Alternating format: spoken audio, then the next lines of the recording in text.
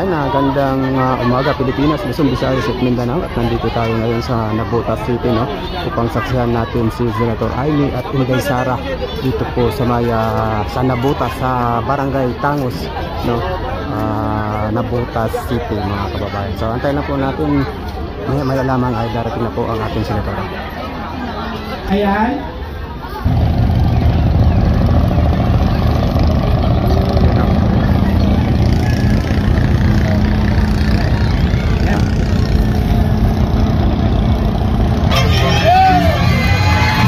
Mga kababayan, no, ang ating senadora.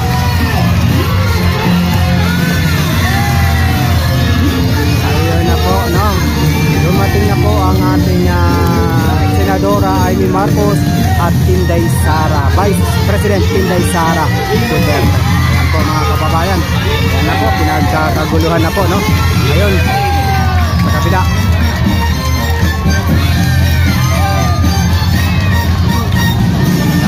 Picture kagad ang ating mga kababayan dito.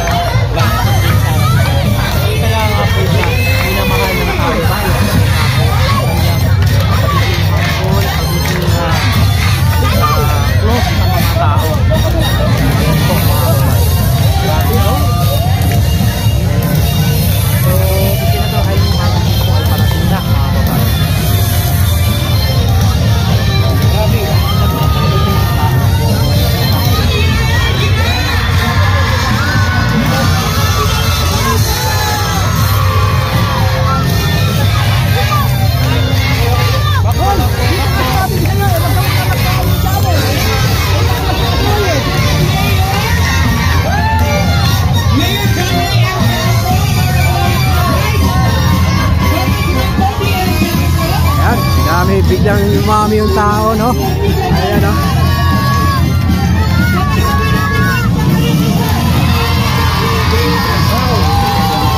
Inday Sara.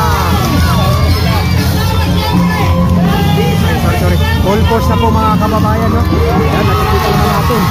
Senadora Amy Marcos at Inday Sara.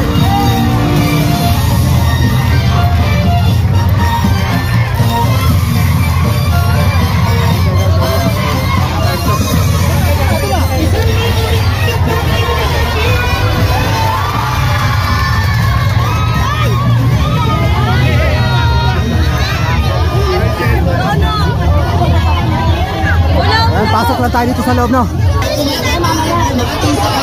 Pasok tayo.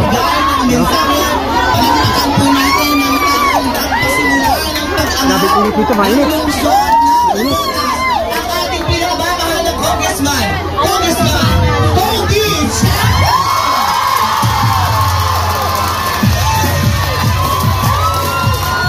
Tayo ng singit, saglit lang. Singit-singit lang tayo sa gilid. Akala ko ano dito may lugar dito wala pala. Siyempre po, susunod po ay pinsang buko po ang misis ito. Si Senadora, pinsang buko po yan ang misis ko, kaya pareho pong maganda. Ating panauhing pandaan, napakamait. Alam niyo siya po lagi ang nagsasabi na gusto niyang bumalik dito. Kasi papaklear ko dito kasi bababayan sila. Kung natandaan niyo, kampanyahan, siya namili. Sabi niya gusto ko doon. Ngayon po, pagkatapos ng kampanyahan, bumalik ulit siya dito. Namigay po ulit. Ngayon, pangatlong beses na po, siya po ang namili dito po sa lugar ninyo. Kaya mahal na mahal po kayo ni VP Inday Sara Duterte.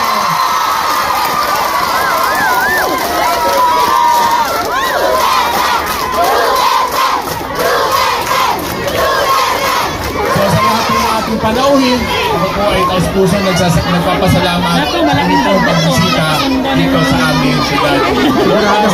Ayan, o. Sa barangay. Grabe sigawan. Ito ba daw? Ayan, maraming salamat po, Congressman.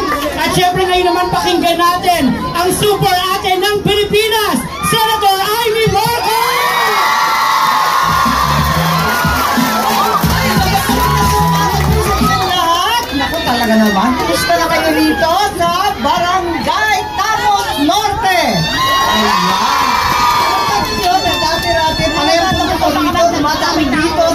lamangan at amoy bagoong. Enjoy po ako pagkat Ilocana ako eh. Alam mo na, ang paborito namin, maalat lahat. Ayan. Kaya bago lahat, ang super suki ng Navotas, Vice President Inday Sara Duterte.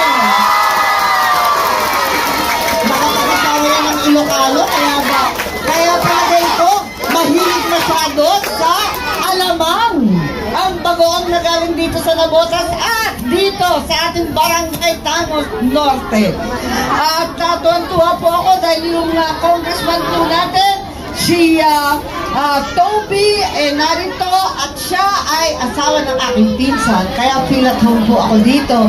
Higit sa lahat kasi tulad ng lahat ng mga pinakasalan ng aking mga pinsan, kamag-atin, siya din ay under the saya. Tama ba?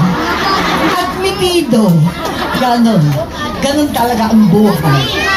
Si Secretary Rex Gatchalian, DSWD. Nako ha.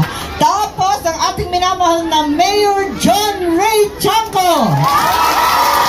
Ang tanong, mamili kayo, sino ang pinakagwapo? Itaas, palakpakan, Secretary Rex Gatchalian, Congressman Tony Chanco, Mayor John Ray Chanco. Ay, mga sipsip, bakit yung mayor ang pinalakpakan? Obvious, secretary. Halata kung sino yung mayor. Pero tuwan-tuwa ako na makapiling kayong lahat kasama ng ating COP Mario Cortez, ang kapitan natin Gigi Limbaro. May kalaban ka? Ilan? Pangit? Pangit daw. Huwag na ninyo iboto. Sabay ganun, ano? Wala. Magpasalamat kayo sa akin kasi wala na akong ginawa kundi mag-extend ng mga term ng ating mga kapitan. Ayan, noong 2019, ng totoo, expired na yan. 2022, expired na ulit.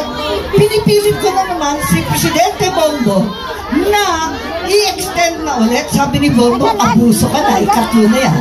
Kaya tuloy ang eleksyon sa October sa Undas. Ayan. Pumapalakpak. Bakit? Mayor, bakit dito sa Navotas love nila yung eleksyon? Parang marites pag-eleksyon. Kayo ha? Pero maraming salamat at dahil sa ating Vice President, meron tayong 500 food pack, 500 na laruan, 500 na school bag na may lamang supplies, at andyan ang Nutriban kasama ang temporado na ating Nutriban mascot. Ayan. At nakapaglaro na ba kayo ng paandar? Ay, may paandar. Sino nanalo? May nanalo na? May jackpot na? Okay. Mabuhay ang Navotas, mabuhay kayong lahat, manalo tayong lahat sa ating barangay election, sa ating pinamimigay, higit sa lahat kay Vice President Inday Sara Duterte.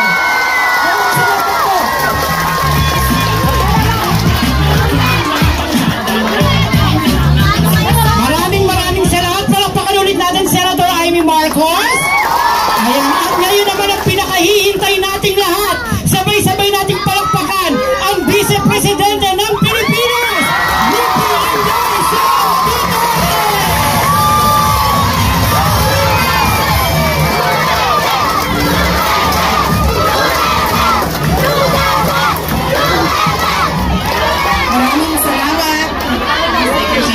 Maraming salamat. Mayong buntag sa inyong tanan.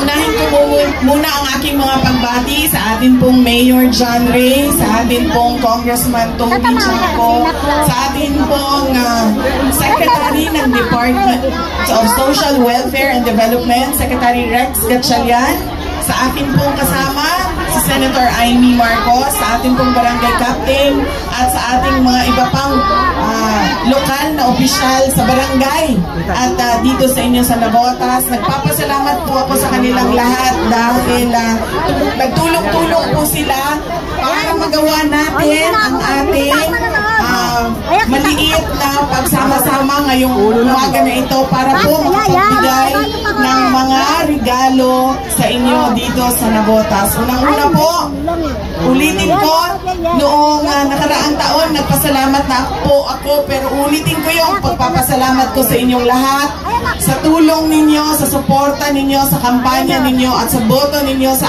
akin nung nakaraang eleksyon. Maraming salamat po sa inyo, mga kaibigan namin dito sa Navotas. Yung iba po sa inyo, nakaalala na nandito po kami noon para mangampanya sa inyo. Nung nakaraang taon naman, yung aking kaibigan, yung nanay niya, ay nag-birthday. Sabi niya, gusto naming magpa-birthday sa iba't ibang komunidad sa ating bansa. Kaya isa yung Navotas. Sabi ko sa kanya, doon sa Navotas, marami doon ang magiging happy kapag magpa-birthday ka. Kaya bumalik kami noong nakaraang taon para mag-celebrate ng birthday ng nanay niya. Andito na naman kami ulit dahil birthday na naman ng nanay niya. So sabi ko, doon pa rin tayo sa Navotas dahil marami pang gustong mag-celebrate ng birthday doon sa kanilang lugar. Pangalawa po, ang aking pagpapaalala sa inyo. Kasi Bisaya din eh. Sabot, daghan tayo mo o bata din eh ba? Kung papasok ako, ang dami bata. Mahalaga po, unang-unang pagpapaalala ko sa mga magulang, kailangan nyo po ang pagpaplano ng inyong pamilya. Pagpaplano ng inyong pag-anak. Dahil po, merong koneksyon ang dami ng anak at kahirapan. Dahil po, pag madami ang anak natin, konti lang yung kita natin, minsan wala tayong trabaho, ay, ang nangyayari, hindi natin napapag-aral yung mga anak natin, at paulit-ulit yung kahirapan sa ating mga pamilya dahil hindi natin napagtapos ng pag-aaral yung ating mga anak. Kaya napakahalaga po na yung mga magulang ay meron silang pagpaplano sa kanilang pag-anak at pagpaplano para sa kanilang pamilya. Pangalawa po, nakita ko kanina, ang daming bata, tinatanong ko sila kung sila ba ay pumapasok sa paaralan o nag-aaral. Mahalaga po na tayong mga magulang ay ulit-ulitin natin araw-araw sa ating mga anak ang pagpapaabot sa kanila at pagpapaintindi sa kanila sa kahalagahan ng edukasyon. Yan po ang magpapabago sa kanilang buhay. Yan po ang tutulong sa kanila at sa mga apo ninyo, sa mga susunod ninyo sa mga anak nila, ang magpapabago at magpapabago ng kanilang buhay. Yan po ang dalawa kong paalala. Unang-una, kailangan natin magplano para sa ating pamilya. Pangalawa, kailangan paulit-ulit natin ipaintindi sa ating mga anak na kailangan nilang pumasok sa paaralan at magtapos ng pag-aaral. Napakaswerte niyo po dahil dito sa Navotas, meron kayong sarili ninyong college. So, ibig sabihin po, libre na ang pagpasok nila sa mga public schools at merong libre na rin na kolehiyo o college dito sa inyo sa Navotas. So wala po tayong rason na sasabihin natin na ang ating mga anak ay hindi makapagtapos ng pag-aaral. Ang pangatlong at huling pagpapaalala ko po sa inyo ay ang ating paghahanda para sa ating bukas at susunod na taon. Marami pong nangyayari sa iba't ibang lugar sa daigdig na nakakaapekto po sa atin dito sa Pilipinas. Lalong-lalo na yung mga gyera. Yan pong mga gyera sa iba't ibang lugar, nakakaapekto po yan dahil yung mga produkto na inaangkat natin sa labas, papasok dito sa loob ng ating bansa ay nagmamahal ang presyo. Kaya napakahalaga po na paghandaan natin ang mga susunod na buwan at ang susunod na taon sa sa ating pamilya at paniguraduhin natin. Unang-una, may pagkain ng pamilya natin at nag-aaral yung mga anak natin. So yan po ang maikli kong paalala sa aking mga kaibigan dito sa Navotas. Masaya ako na nakabalik kami dito sa inyong lugar at nagpapasalamat kami sa inyong pagtanggap sa amin dito ngayong umaga na ito. Magandang umaga. Maraming salamat sa inyo.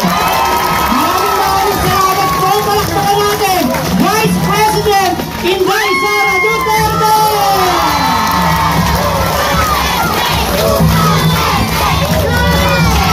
Ating mahal na Congressman Toby Tiangco, Mayor John Ray Tiangco, ang ating mga konsehal na kasama ngayon sa pangunguna ng ating Vice Mayor Tito Sanchez.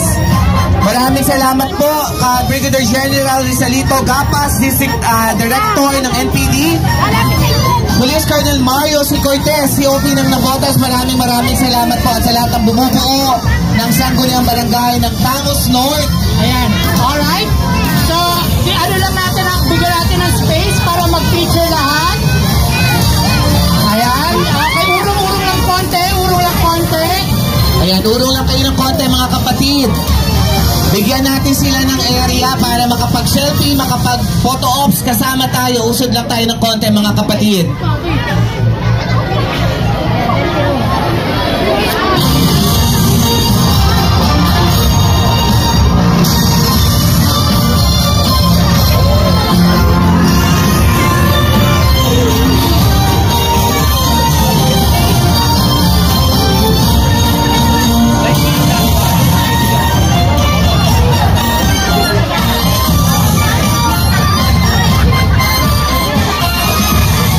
Bigyan daan lang po natin yung ating mga bisita. Ayan, mga anak, gilid muna kayo ha.